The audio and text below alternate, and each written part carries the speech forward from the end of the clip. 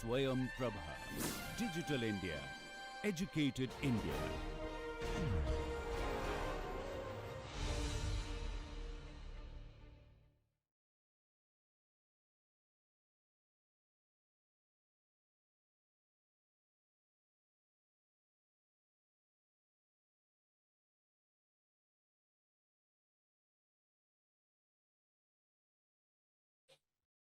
Okay, so this I will talk about 2-3 examples of where precast construction is involved, and where I also had some involvement in that. So thought of sharing those experiences, especially what went wrong.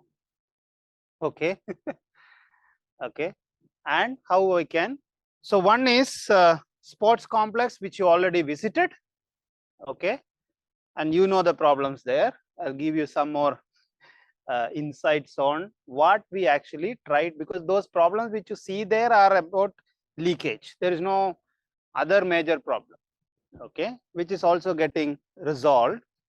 And then another example of how important is a structural designer's role in ensuring that the structures are lighter or the elements are lighter. Okay, so you can see this. This is the video on construction of the sports complex. You can see how it is coming up very fast. Now slowly you will see the brickwork coming up on the base. You see the brickwork getting. So that brickwork actually led to a lot of delay. Skeleton came up much faster or much earlier. So you want to play it again? Just to get a feel. One crane in the middle of the building, putting every element, and then it comes out and finishes. The orange thing which you see is the lift, service lift. Okay, so here we wanted to have a 50-year life. It was written in the contract. Okay, so what all we said MXD30. Okay, we put that, and this is the specification which we recommended for the concrete used. So you can see what are the durability parameters. You will see in the lab tomorrow some of them. So what are the durability parameter? Resistivity. Ideally speaking, wet surface electric. Maybe I want you to write there wet. So if you can see it, I have already written in the bottom right. You can see that where he is measuring, I don't know, yeah, you can see the color change on the concrete, no? So that region where the measurement is taken is actually kept wet. Okay, if it's not clear in the printout, I don't know how it looks. You can look at it. This is 4 slides per page or 2 slides per page. Some of the pictures will not be clear. Is it clear? Can you read the table? Yes or no? Oh, main table nahi hai. It's not main tables. Okay, so look at this chloride permeability. See, except the first row, everything else have to be done in the lab. So before you approve the before you approve the concrete, they had to do RCPT, oxygen permeability index, and shrinkage at 28 days, not shrinkage in 6 months. Okay, 28 days. So we have to also make things practical. So those 3 things, RCPT, OPI, and shrinkage, were measured in the lab. We got the results, and then say, okay, you go ahead with this concrete. Okay, so initially when we tested resistivity also, it was not coming up. Then we found out that mixed design had only 12% fly ash. So the resistivity was not really meeting the 30 kilo ohm centimeter requirement. So then they went for higher fly ash, slag, etc. And finally everything was set. But this was possible only because these were written in the contract. Okay, this table was given in the contract as the requirement for the concrete.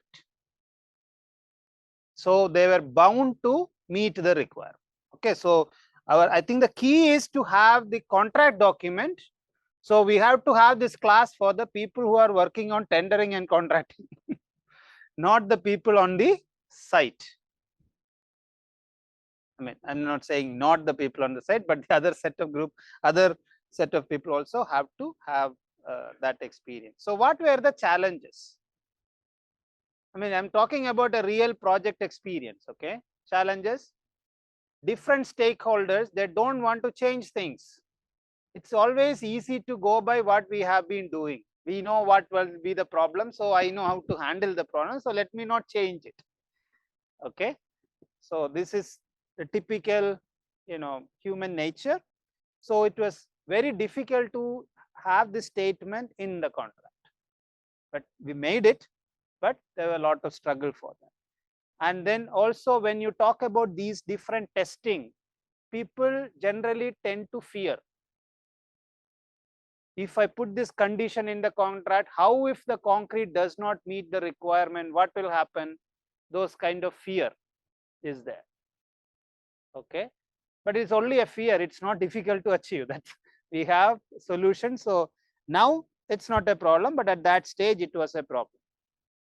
Okay, then implementing durability based mixed design, not strength based mixed design, but durability based mixed design. Not MX, but MXDY. That is where the difficulty in convincing people on site also. And then lack of awareness among the specifiers. Okay, this is something which we have to really think. Like for example, the consultants have to say the concrete, if it is supposed to last for 50 years, this is the type of concrete because the structure is 4 kilometers from the seashore. This is about 4 kilometers from the, if you draw a straight line. Okay, so for this structure, I can have airborne chlorides, and over a period of time, see for example, right now our first building on campus, there is carbonation issue right now. Just started showing up here and there. Before my retirement, I think I'll see a lot more. Okay, so things have started showing distress, but it took 70 years to start showing. Okay, but again, in an education institution, if you're building something, let us build with long life possible. If you're talking about your house, maybe not required more than 150, because next generation may not like it. Right? Do we like to live in ancestral house? Not for vacation. I'm talking about the long stay. So our taste changes as time passes. Okay. And other big task or challenge was availability of the instrument. The instrument which you see on the bottom right, it costs around 5 lakh rupees. So when we tell to measure resistivity at sites, people say, I don't want to spend that money for that. So you will see an instrument, because of this particular reason, we talked to one of the startup company in Research Park, Meister Gen. They're actually making a new resistivity meter which will cost in 1.25 to 1.5 lakh. So you will see, probably you will see that this week itself, the instrument. So it's very close to, everything is working. The cover, we want to make it look good. That's also important. So we are 3D printing that case. That's what is taking time. Anyway, so look at the mixed designs here. So this, let's go into the table and then look at the numbers and really understand what it is. What is the amount of cement or total binder? I'm not saying cement. Total binder is, because here this is done in a precast yard where they will not buy bags of cement. Okay, if you're talking about retail market, you already have PPC and PSC. I don't think OPC is even available in the retail market, is it? Yeah, maybe, but most of the place you will find PPC and PSC, like Portland, pozzolana cement and Portland slag cement is widely available. But in major projects, it's not. Major projects, it's still site mixed, means not site mixed, but site blended. Blending happens on the site. So in precast yard also, you might have seen in where we visited multiple silos with different materials, right? So that is how the practice is. Only thing is we have to really ensure that the blending happens very well. Otherwise, you will not get the type of property we are looking for. Okay, so you see the mix. How much fly ash? 13, 11 and 14, or let's say 14, 12 and 14 is the percentage. And this was not giving high resistivity which we demanded in the contract. How much is the resistivity requirement? What are you getting? Around 15, 18, 19. Okay. Now look at the RCPT value also, which is also a widely used durability parameter. If today in the Indian market, if you talk about durability, people first test RCPT because it's easy to test. There is no rocket science in that. You just take a cylinder, tomorrow you will see. So I am not taking time for that. The photo which you see on the bottom right is that one, RCPT test. Okay, and it's relatively cheap or less expensive instrument, because all you do is 60 volt voltage of 60 volt you apply across the cylinder, measure the amount of chloride pass through or the charge pass through, and that's it. Simple thing. Okay, but that is being done in the lab on a concrete which is made very well.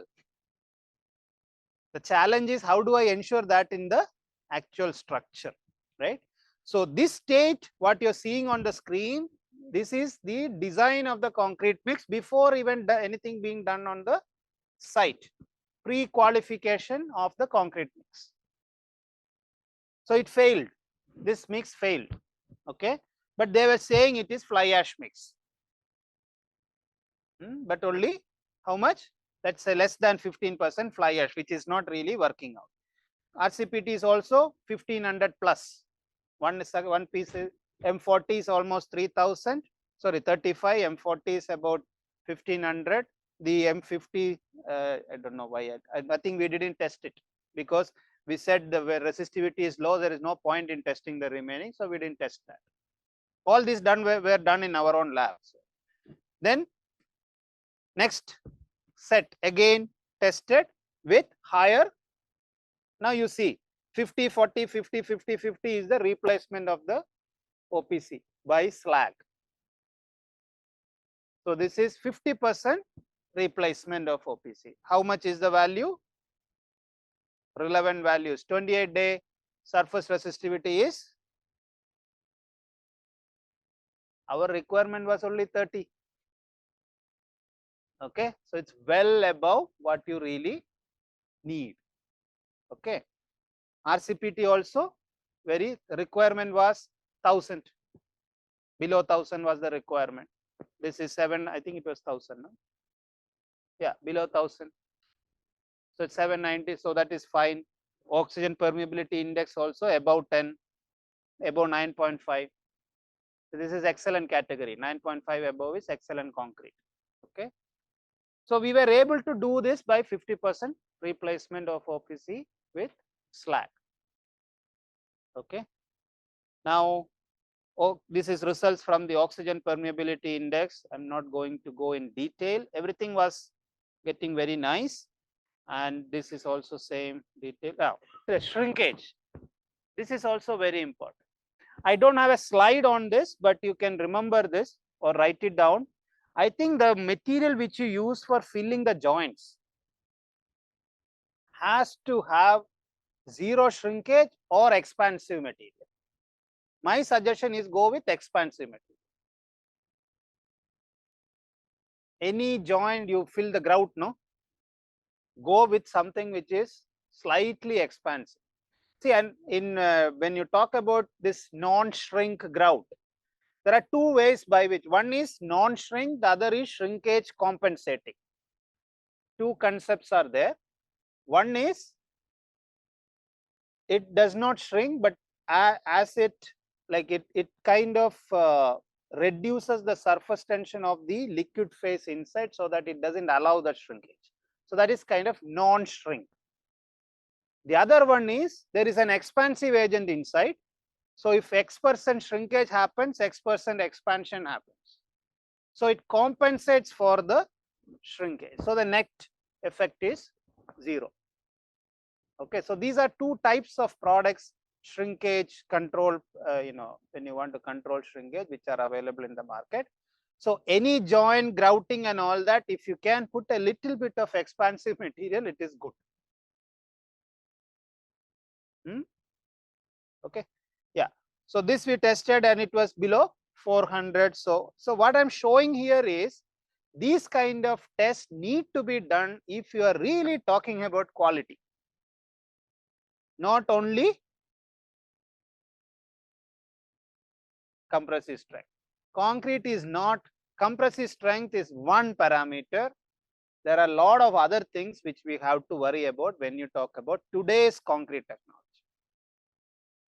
And when you're talking about large scale structures, okay, imagine if your concrete is shrinking significantly. Okay, olden type, when you have very small houses, single story and all that, the element size itself is very small. Even if it shrinks, it will have a very small crack. Today we are talking about large elements.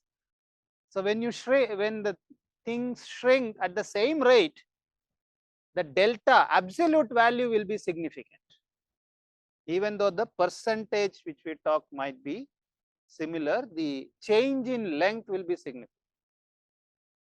And that leads to our other problems on tolerance and things like that. Okay. This is what we were measuring, everything on the site. When these are actually precast elements which traveled about 2 hours and reached the site, and then we measured it, measured the resistivity value, and when it was passing the requirement, only those were allowed to be put up, others were sent back. So when you send back one time, next time it won't come unless they will check there itself. So somewhere at the beginning of the project, you have to take that call. Be very strict in the beginning. So this requirement of 30, it's not really difficult. 30 kilo ohm centimeter is not really difficult. So here I am showing real data, not from the lab, but from a real project. Okay. Why I'm saying it, why I'm emphasizing on this is, another project where we were having difficulty in convincing the contractor to agree for this 30. After showing this data only, they say, okay, we will not put it in the contract, but we will measure the resistivity.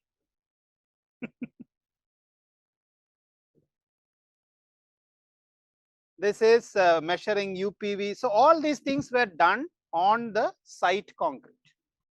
Okay. So other thing is grout. So you can see that this is again sports complex only. You can see in the middle of the picture there is a girder. Those are the girders which you see in the building. You can see 2 tendons. Do you see 2 tendons? You can see, no? Yeah. So those are post tension systems. Okay, I will have a next lecture on that, so I will not talk more about that now. But this is how those girders in the shuttle court and all that. Okay, in the sports complex. So this is a tendon fill, a grout which we developed in our lab through one of the collaborative project with Imprint and Ultratech and L20. So successfully it was used. So this grout had very special properties. I'll cover that in the next slide, next lecture. Before that, so this is another precast project. Here I am trying to show you how important the optimization of the cross section is. Okay. So this is a bridge in North Chennai. Yeah. So you can see this is how it was. You can see two railway tracks. So the railways wanted to add two more lines like this. What does that mean? I have to now remove some columns. Okay. So this is how the real site is. Those three columns which are marked in red, I don't know if you can see, they were the new tracks were going through those columns. And do you see a red arrow on two sides which shows the new column with a big bend? Can you see that? The bend means the horizontal beam over there. How do I show this in?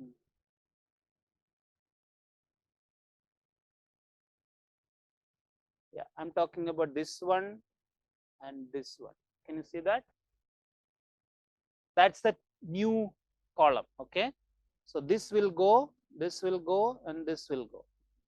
Now you have to run a very long girder covering three spans, 1, 2, 3, and almost, yeah, close to 3, more than 3 actually. The span is more than 3, right? Right? Okay. Now, so here you can see this will be deleted. I mean, sorry,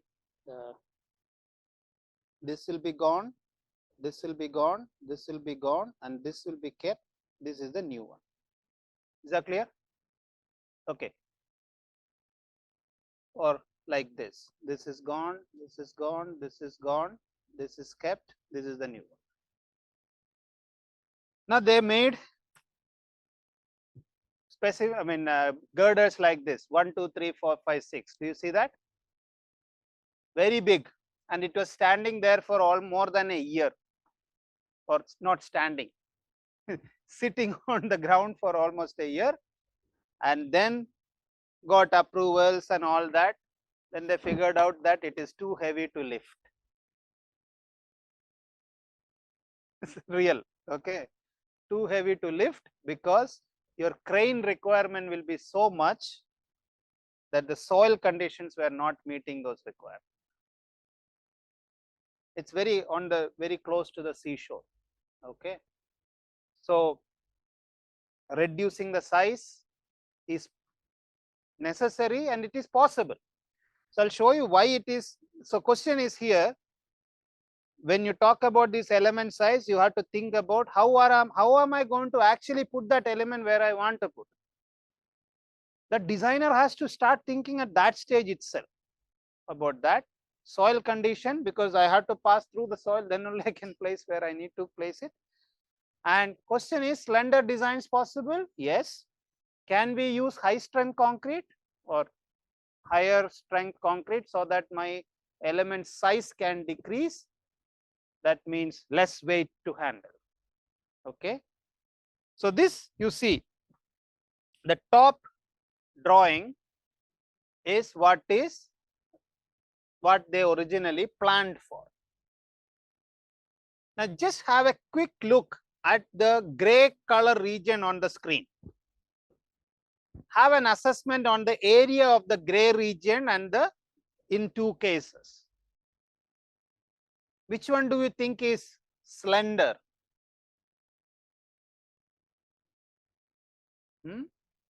Bottom one? Both are designed for same capacity.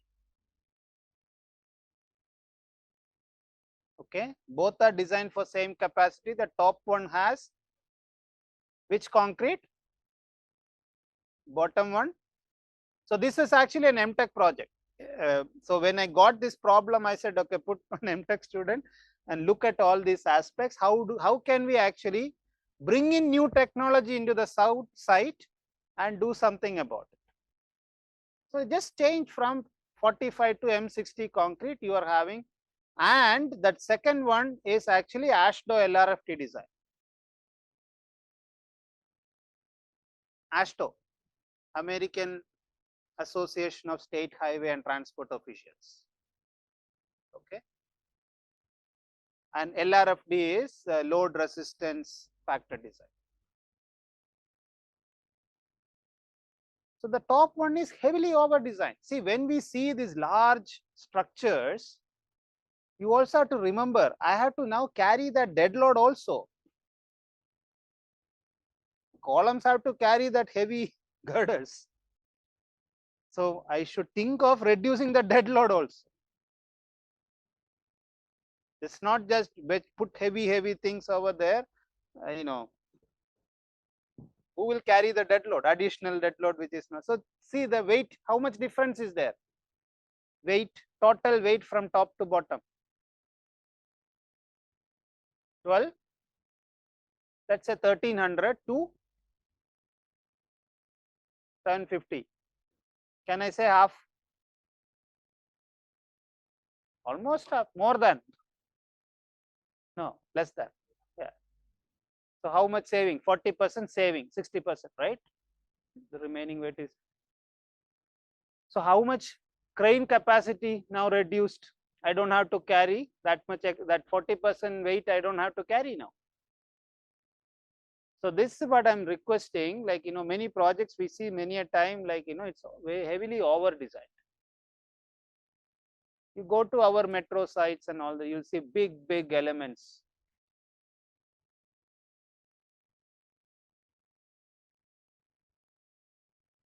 They're recording.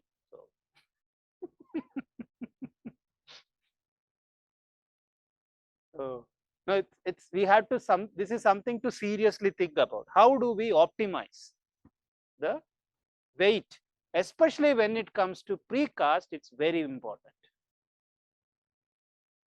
Cast in situ, you put the formwork and you dump it there and done, right? You don't have to take it and move it around.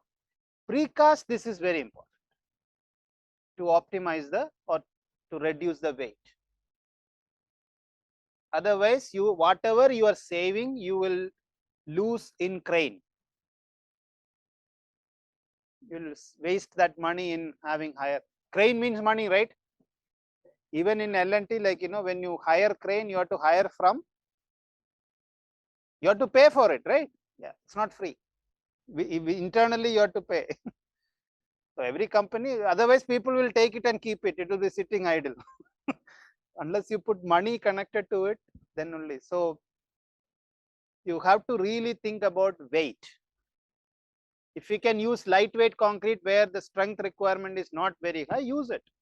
See, in a factory setup, you can do all this.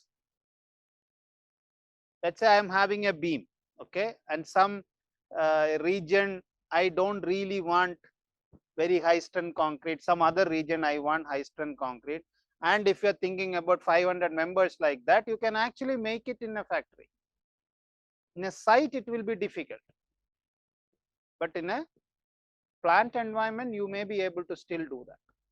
And you will save a lot when you talk about large turnover, large quantity of members. Okay. So whenever I think about this precast structure, this picture comes to my mind. Question is, we need to see precast sometimes is taken as precast.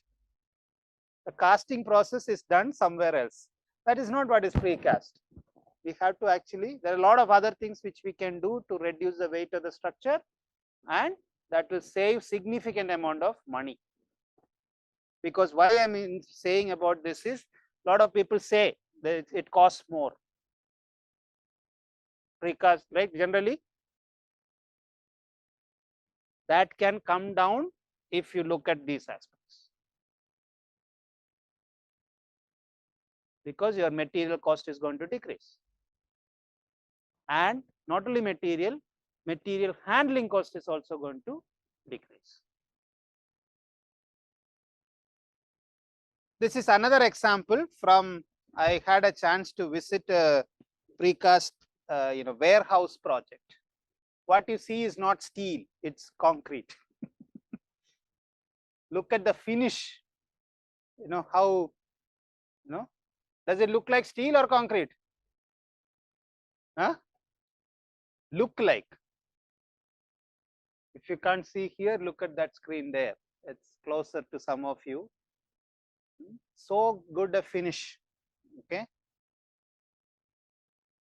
Now, couple of things, 2-3 aspects I want to, because this is not covered and I thought it is important because we are seeing these kind of things being done in the site and their workers on site are struggling.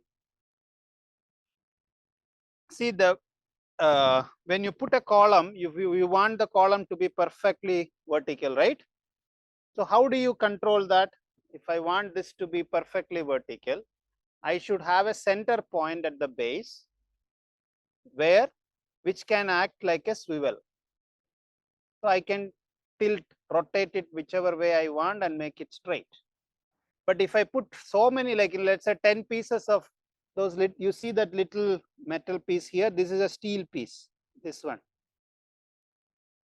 Okay, it's a small 5 centimeter by 5 centimeter steel piece. So that is taking the entire load at the time you place the column element. So if you put more than one piece, you will not be able to keep it straight. Okay.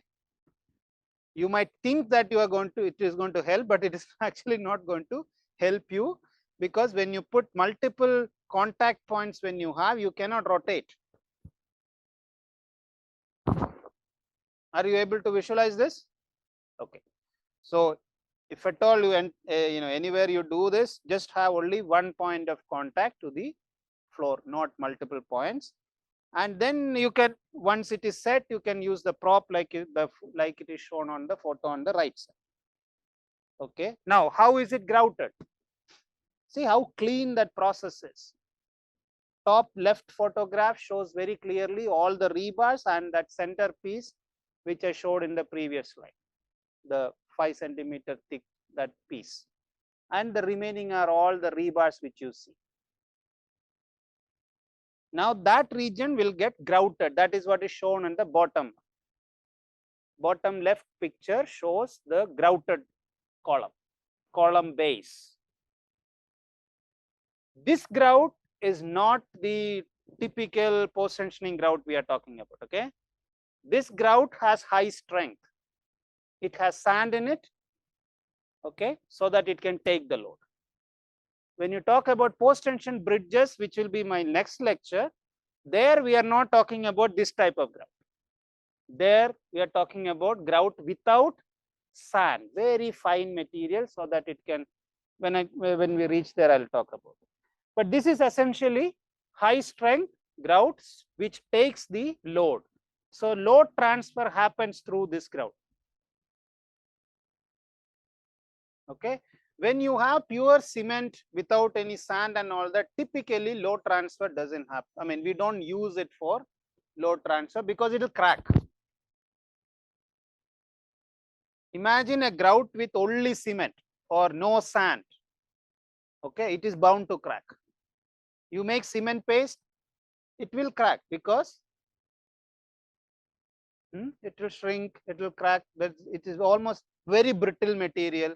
But when it comes to, when you put aggregate or sand in it, there is interlocking effect between one aggregate, the other, and all that. So it will kind of prevent, it will be more or less brittle than a pure cement system. When it comes to concrete, you have rock pieces also. So it is more, it's better than mortar, because your interlocking effect will be more in that case. So you get more ductility or less brittle. Cement paste will crack. Okay.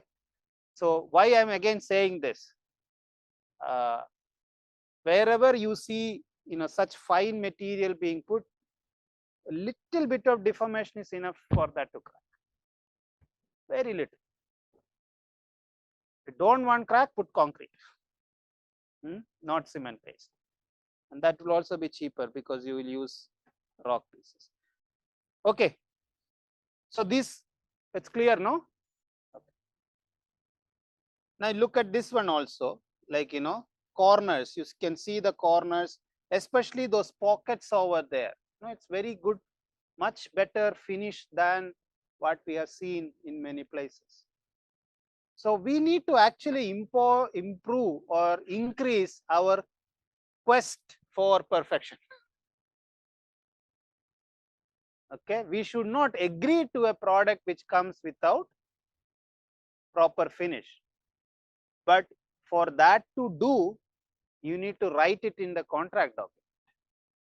Not when the things come on the site and then I'll now fight with you and all that. That will not work. It has to be written in the contract document, and that's the only way to move in a way forward. My question is very simple. If people in this country is able to do, the Greece is able to do, I don't think we can also do.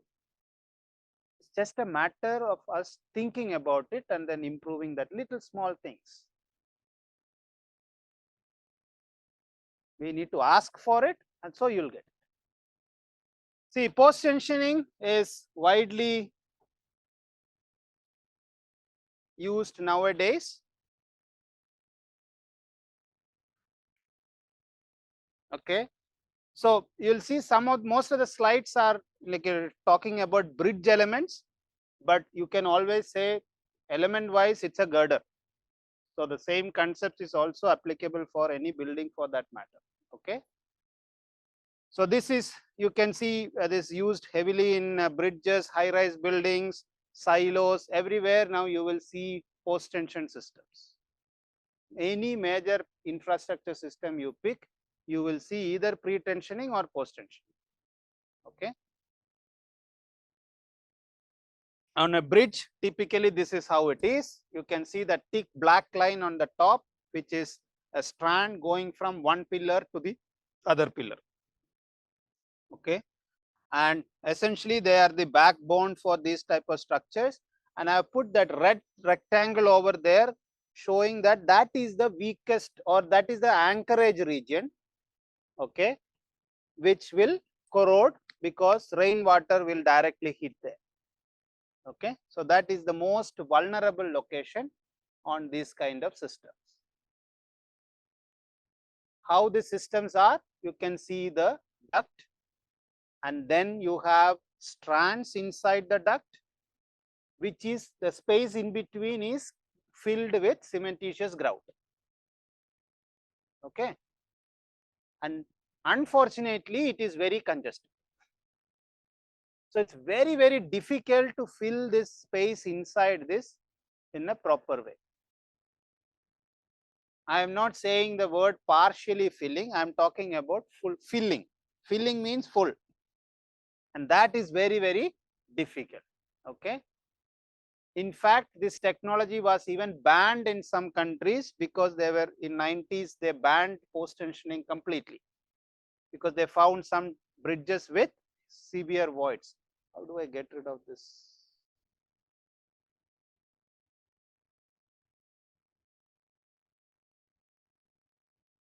Okay. Now this picture on the right side is a cut tendon from one of the bridge, and it's very clear that top half has no grout in there.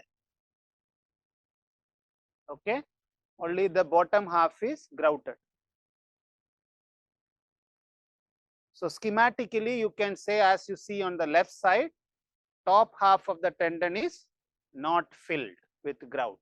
That means the strands in the top half is exposed to chloride, air, moisture, humid condition, whatever you talk. Okay, this is for buildings. You can, this is the type of PT slabs. The building on the left side, very thin slab. Why do they do? Reduce the weight of the structure, because my floor, the floor thickness is very less now. Okay, and when I talk about 100 stories, if I'm really thinking about 100 stories, I can actually get couple of floors extra, which is money, right? So everywhere now you see that PT slabs are getting very common. Post tension slabs are very common in high rise building sector. Top right picture shows how the strands are kept in those slabs. It's essentially an oval shaped aluminum duct, with 3 or 4 strands inside. Okay, in the case of bridge, it is a pipe with either 12 or 19 strands, different configuration. So here you can see at the bottom left, the 5 strands over there coming out through that duct. Okay, bottom right shows a corroded system. I'm just trying to show the system and what can happen if you don't really take care of it. Now, how to prevent that corrosion is only way is to make sure that it is fully filled with grout. Okay, now if your grout is not good, I'll tell what is that good later. If it is not good, it will not fill the, if the oval shape, it will not fill it fully. Let's say imagine you have 3-4 strands and the grout is only filling this much. Then the top half is having problem, that is exposed. Okay. Now I've seen cases where the inside of this duct will be humid. Somehow there will be some cracks in this pipe because it is not a solid pipe. You see that aluminum thing is actually a wrapped thing. It's a strip wrapped into the shape of the oval, right? So water can go through into that and it will keep that high humidity inside the duct. So it can lead to corrosion. Now this slide is quite important because many a time when you talk about post tension structures, they are like babies. They are very young. Okay, and all babies look good, behave good when they are young. Even if they cry, we will say, okay, fine, it's good. That is the purpose, right? But as they grow, they learn all the bad things. Here in this case, they'll take chloride, they'll take oxygen, they'll take water, they'll take CO2, etc. from the nearby and then cause problems. What I mean to say here is, just because the structures, post tension systems look good today does not mean that they will be they will be durable. Okay, it's something very important because we are constructing left and right these kind of systems and they all look good today. After 15-20 years we will have huge repair projects. Okay, now you know this person, Steve Jobs, what he made, whatever he made, why we prefer that is because it looks good or it works well. It works well. Okay, so look is not what we should really think about when we talk about civil engineering infrastructure. It's about how it functions. Now here are some examples. I know I'm going a little fast, but some examples to show how these tendons failed. All these are real examples on real projects, how they failed in the past. What is that number written at the end of the bar is the year. Okay, you can see many tendons failed in about up to 21 years. Within 20 years, you saw one piece in the lab. Did you see? You saw one museum piece in 12 years. That is from a bridge in Bangalore. So when the bridge failed, I said I want one piece. The next week they asked me to send it back. I said no, it's already tested. But is it okay for us to build like that? Maybe you can say it is one-off case, but even that one-off case, I don't want that. Okay, I feel there are many structures which are being built with poor quality. I'll show some evidences in the coming slides that grout is not being filled properly. This is another example. 33 years, the bridge failed because the tendon was not filled with grout. Okay, this is another example where the tendon was not filled with grout. They found that there is grout void. They went back and filled it up with new grout, and then after refilling it failed, because it's a whole different mechanism now. You have one steel going through two different concrete, two different grouts, which has two different chemistry. That means the interface will have corrosion cell. So it, you know, so it's very, very important to do it right at the first time. Grouting should be taken more seriously. Usually grouting happens at 3 in the morning. If you go to any site, it happens when no manager, no engineer, nobody is there. That means you're not giving importance to that process. Okay, it's not like concrete truck which has to come through the traffic, or so concrete trucks are restricted during the day.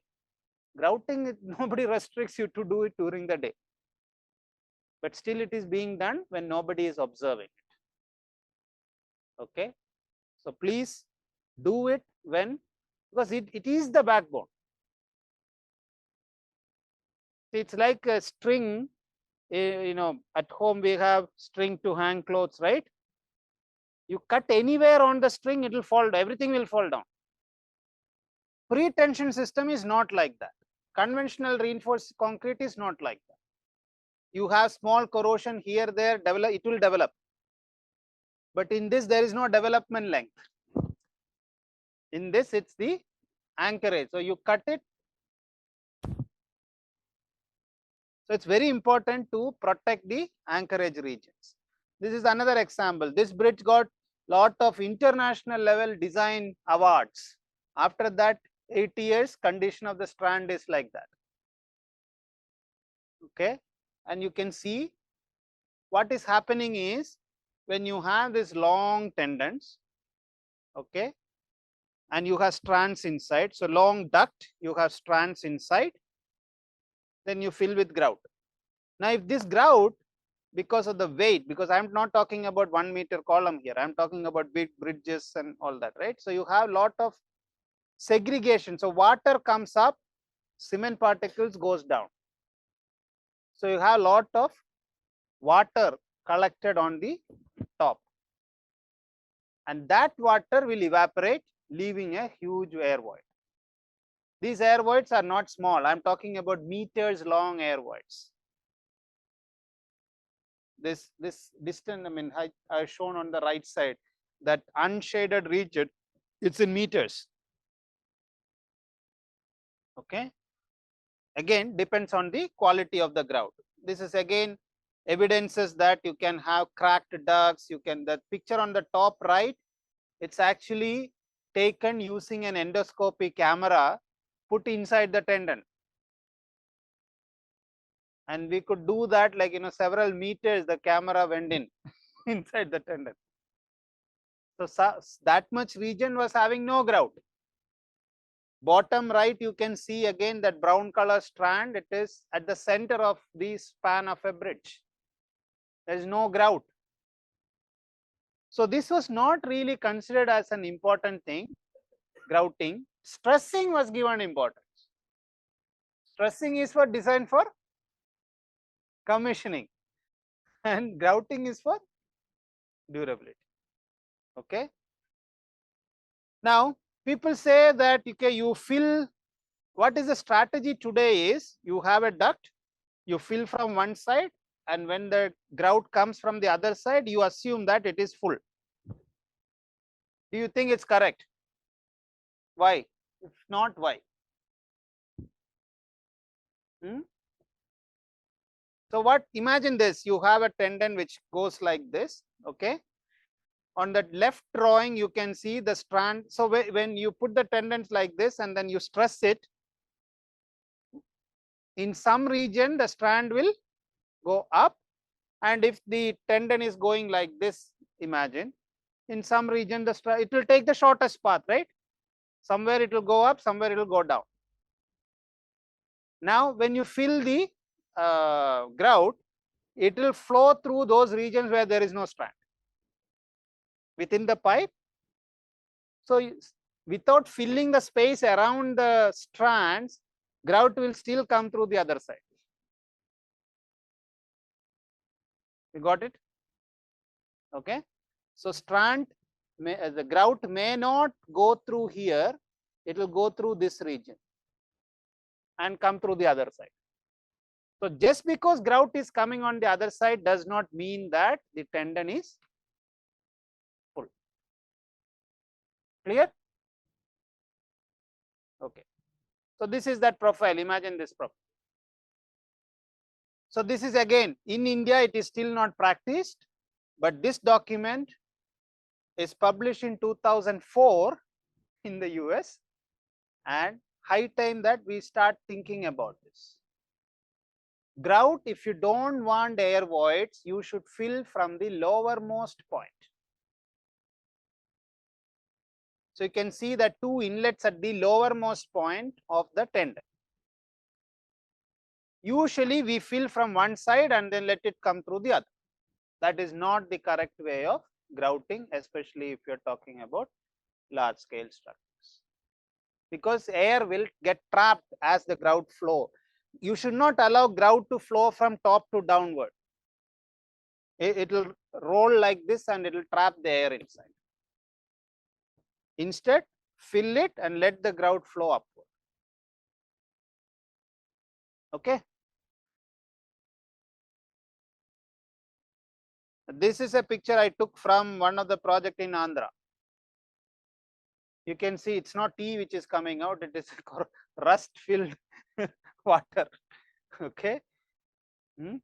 So there is this habit of filling the duct with water, so that when you pump the grout, idea is that the grout will displace the water and won't trap the air, and it will push the water out from the other side. That's the idea. But it is not good, because first of all it doesn't happen, and what happens is the grout, when you pump in, it gets mixed with the water. Okay. And also the water will go in between the small spaces inside the 7 wires of a strand, and that space, I mean whichever small space available, will not get any grout.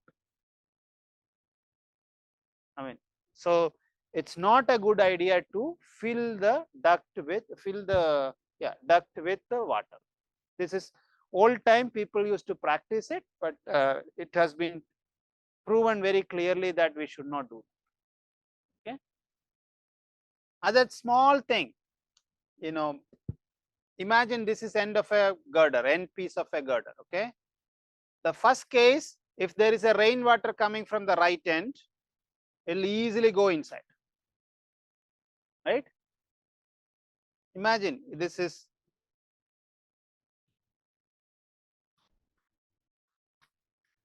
imagine the inside the red rectangle there. If I keep it, the end of the tendon is like this, water will come and it will go in. If I do this, water will not go upward and then fill. Small changes required in the, again, this is designed for water resistance. Now we need to bring in those concepts, because water is our problem. Okay, so see on the right side, slight change, so that the mouth of that anchorage is facing down and water doesn't go up. Okay. This one, on the left side, you will see a lot of structures like that. See, cement is a hydrophobic or hydrophilic material.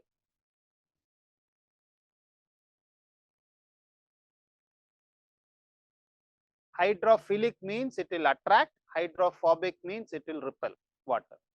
Now you tell which is cement is? It will attract moisture, right? So if you are talking about Delhi, may be difficult because humidity itself is 40 or less sometimes. But if you are talking about Chennai, Kerala, or anywhere along the coast, you have a lot of moisture in the atmosphere, it will absorb. And that humidity is enough for the anchorage region to corrode. Right side picture shows what happens in such cases. Okay, because that is the end of that bulb. It looks nice on photograph, but for strand it is not good. Okay, we need to have proper cap which will not allow moisture to reach the strand. I'll show you later some photos on what should be provided there. I know companies who do project in India and they do this business. The same company does project outside and there they put caps. Proper plastic caps are provided. And it doesn't cost anything. Compared to the cost of the project, it won't even fill in the Excel, far away in the decimals it will come. Okay, so now products are available in India on this kind of caps. I think Polymet or something is making such caps for anchorages. So the end piece is very, very important when we talk about the anchorage region is very important for these post tension systems. Okay. Now people have also tried on the right side bituminous coating, because it's not cement coating, it's bituminous coating. Cement will be absorbing the moisture. This will not allow the moisture to reach the strand. But then again, what is the life of this black coating?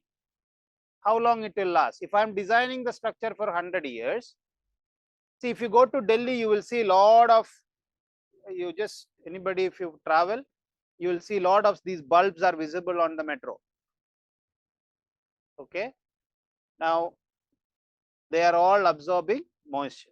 Because it's Delhi, it is not having much problem. If it's some other city, already it would have been in severe situation. Now, any coating you apply on this should have UV resistance, very good UV resistance. Otherwise, or you have to make sure that it lasts for the life.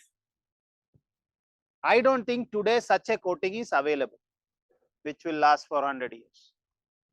So make sure that it is covered with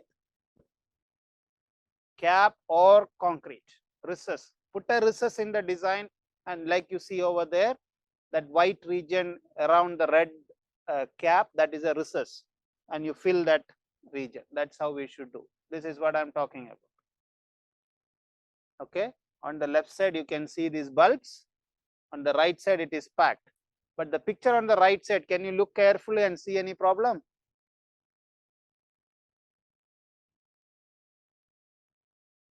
Very poor quality concrete, not even finished properly. So, and there, that is the, you can see that gap over there, rain, that is taken from place where you have 9 months of a year, you have rain. It's from Kerala.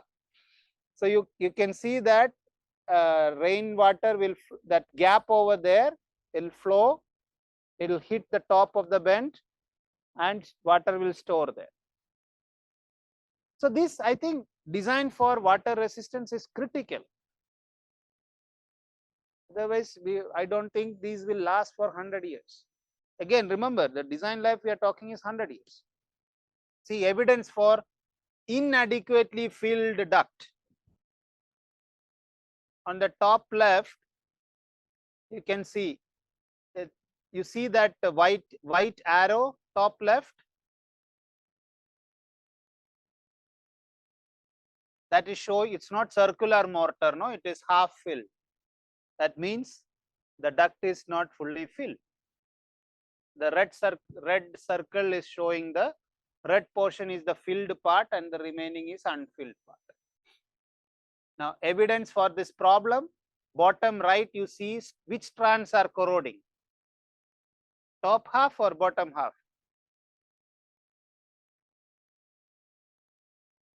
The top half is having problem. Okay. Now that on the drawing over there, you can see a red line, red horizontal line. Above the red horizontal line, it's void because the grout was, it didn't fill. Okay, it segregated, water came out, came to the top, cement settled down, so you leave water and dries out. Now that red color line, few millimeter at the top of that grout will carbonate because it's directly connected to the atmosphere. Okay, the thin layer will carbonate, and that will provide that strand. Now imagine that strand, which are the thick black lines over there, each one is a strand. The strand goes through air and a carbonated thin layer and then the grout. Now this will cause corrosion cell there. And again, another example, this is also from real project, bridge project, major bridge project. So you can see almost half of it is unfilled. But unfortunately, we will cover everything, nobody will know what is happening. So the right side, that is a metallic cap. You use that for grouting and then you remove it. Okay, you can see that metallic cap, right side. My suggestion is don't remove it, just leave it there. At least it will give that protection from external moisture. Okay, this is again a new generation, new set of grouts where such things, but what they did is they put some inert material in the grout and which actually floated up. So it is like a froth. What you see, that knife is actually just by hand pushed into it. You see that stainless steel piece, no? That just a knife. It's like a coffee froth in a coffee cup. That loose material. So quality of grout is very, very important. Otherwise, this frothy material will keep all the moisture and it will lead to corrosion of the strand. Okay. This is the same thing which you see in the lab.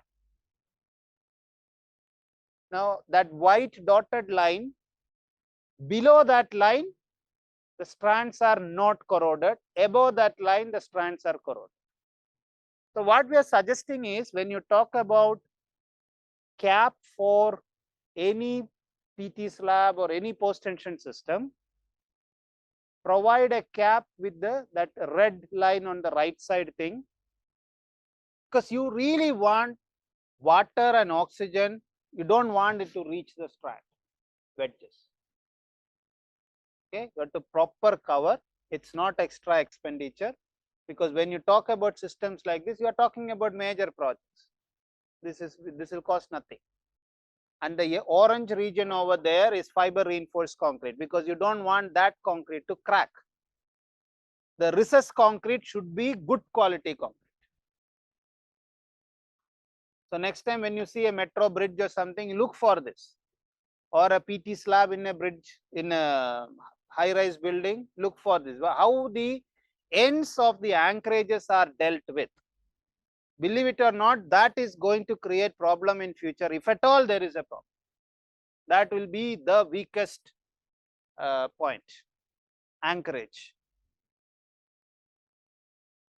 All other elements will be good. It's like, when you talk about a beam column system, you usually test what? You test beam, you test column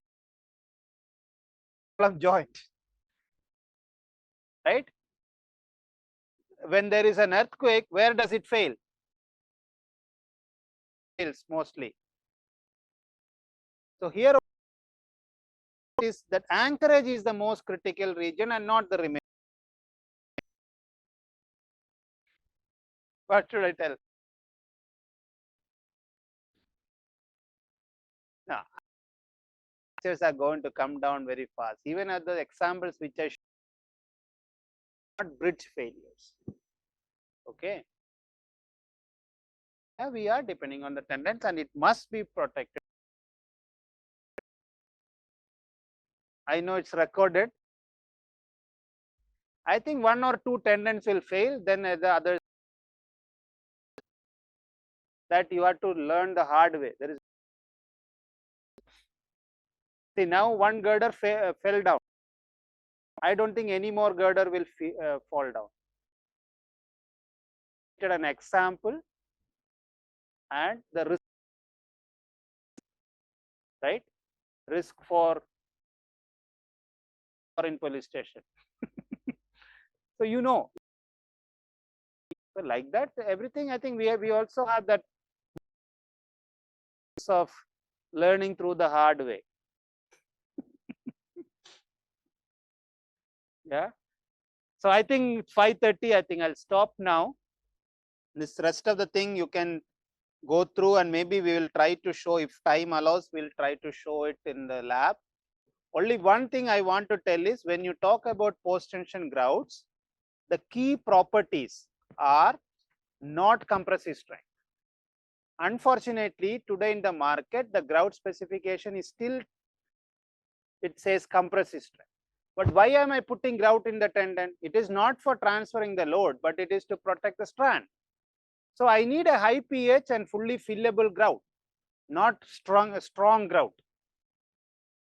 Okay. So I'll just maybe very quickly I'll just show.